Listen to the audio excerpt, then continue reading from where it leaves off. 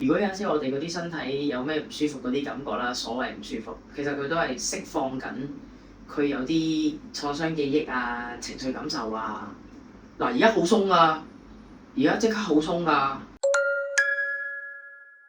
即係我覺得佢而家似係將你身體記憶過細胞裡面嘅情緒感受，而家就住我哋要做嘅呢個課題或者即係處理啦，佢係震翻咗出嚟咯。即係嗰樣嘢係真係會有身體感受到再出翻嚟咯。即係所以我覺得係，如果有陣時我哋嗰啲身體有咩唔舒服嗰啲感覺啦，所謂唔舒服，其實佢都係釋放緊佢有啲創傷記憶啊、情緒感受啊。嗱，而家好鬆啊，而家即刻好鬆啊！